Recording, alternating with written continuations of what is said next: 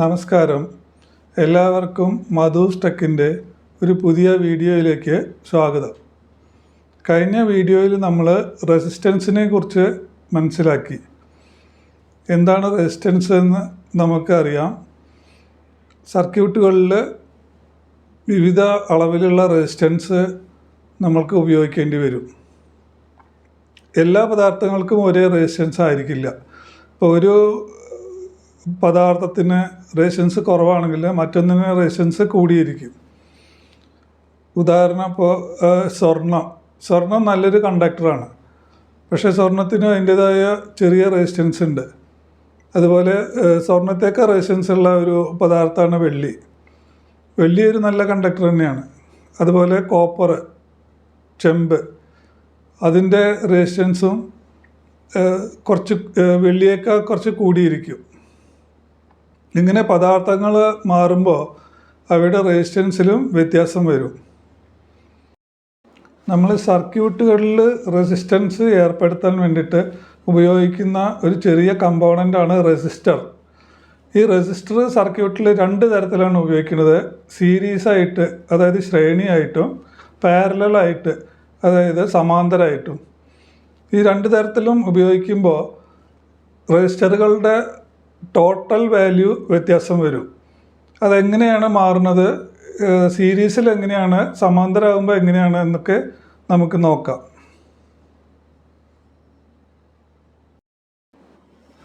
ഇവിടെ ഈ ചിത്രത്തിൽ രണ്ട് റെസിസ്റ്ററുകൾ R1, R2 എന്നീ രണ്ട് റെസിസ്റ്ററുകൾ സീരീസായി കണക്ട് ചെയ്തിരിക്കുകയാണ് ഒരു ബാറ്ററിയുമായിട്ട്.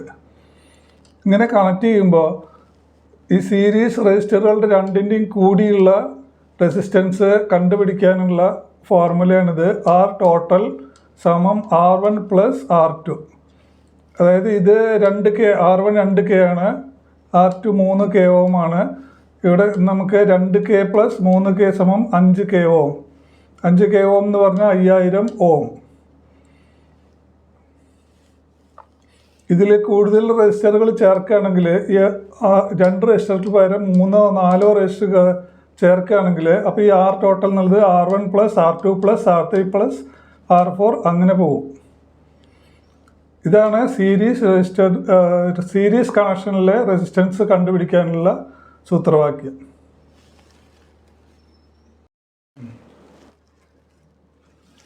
ഇത് റെസിസ്റ്ററുകൾ പാരലലായിട്ട് കണക്ട് ചെയ്യുമ്പോൾ എങ്ങനെയാണ് ടോട്ടൽ റെസിസ്റ്റൻസ് കണ്ടുപിടിക്കുന്നത് എന്നുള്ളതിൻ്റെ ഉദാഹരണമാണിത്.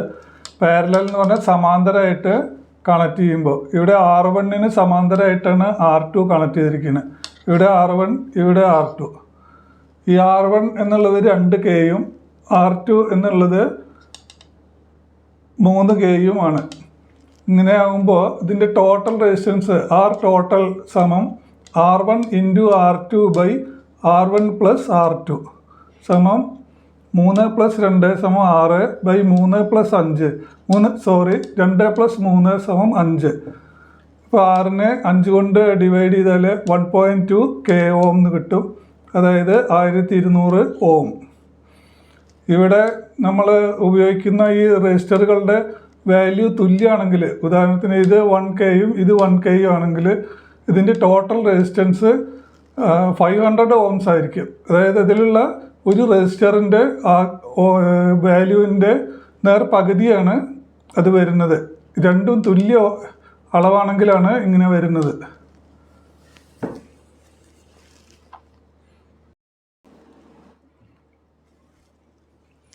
രണ്ടിൽ കൂടുതൽ റെസിസ്റ്ററുകൾ ഇങ്ങനെ പാരലലായിട്ട് കണക്ട് ചെയ്യുമ്പോൾ അതിൻ്റെ ടോട്ടൽ റെസിസ്റ്റൻസ് കണ്ടുപിടിക്കാനുള്ള സൂത്രവാക്യം ഇതാണ്. 1/R ടോട്ടൽ സമം 1/R1 plus 1/R2 plus 1/R3. ഇവിടെ 3 റെസിസ്റ്ററുകളാണ് സമാന്തരമായി കണക്ട് ചെയ്തിരിക്കുന്നത്. ആദ്യത്തെ R1 1K, R2 2K, R3 3K. 1/1000 plus 1/2000 plus 1/3000 സമം 1/00183. ഇത് കിട്ടുന്നത് ഇങ്ങനെയാണ്. 1/1000 സമം 0.001, അതിൻ്റെ കൂടെ 1/2000 സമം 0.0050 പ്ലസ് 1/3000 സമം 0.00033. ഇതെല്ലാം കൂടി കൂട്ടുമ്പോൾ നമുക്ക് ടോട്ടലായിട്ട് 0.00183 എന്ന് കിട്ടും. അതിനെ നമുക്ക് അതുകൊണ്ട് 1നെ ഡിവൈഡ് ചെയ്യുക. ഇവിടെയുള്ള ഈ 1ആണത്. അതിനെ ഡിവൈഡ് ചെയ്യുമ്പോൾ നമുക്ക് കിട്ടുന്നത് 546 ഓം എന്നാണ് കിട്ടുന്നത്. അപ്പോൾ 2ൽ കൂടുതൽ റെസിസ്റ്ററുകളെ സമാന്തരമായി കണക്ട് ചെയ്യുകയാണെങ്കിൽ അതിൻ്റെ ടോട്ടൽ വാല്യൂ കണ്ടുപിടിക്കാനുള്ള ഒരു ഫോർമുലയാണിത്. 1/R1 + 1/R2 + 1/R3 + 1/R4 അങ്ങനെ പോകും.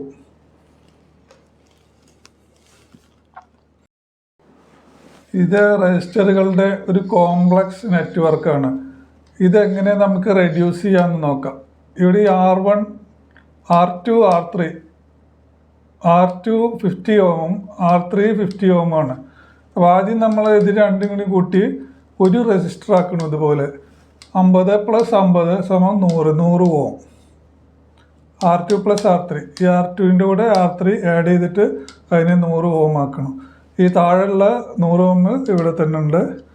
ഇവിടെയുള്ള 25 ഓം R1 ഉള്ളത് ഇവിടെ ഉണ്ട്, 25 ഓം.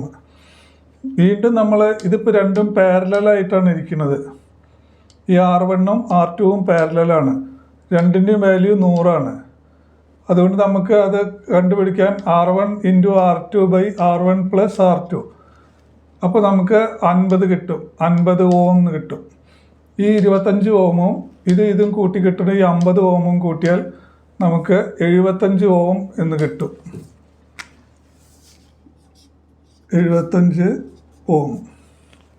അതാണ് ഈ നെറ്റ്വർക്കിൻ്റെ ആകെയുള്ള റെസിസ്റ്റൻസ്.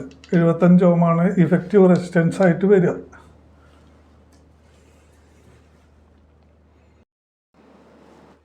ഇന്നത്തെ വീഡിയോയിൽ നമ്മൾ റെസിസ്റ്ററുകളുടെ ഉപയോഗം എങ്ങനെയാണെന്നാണ് പഠിച്ചത്. സീരീസായിട്ടും പാരലലായിട്ടും എങ്ങനെ റെസിസ്റ്ററുകൾ കണക്ട് ചെയ്യാം, അത് കണക്ട് ചെയ്യുമ്പോൾ അതിൻ്റെ ടോട്ടൽ റെസിസ്റ്റൻസ് എത്രയാവും എന്നൊക്കെ ഇപ്പോൾ നമ്മൾ മനസ്സിലാക്കി.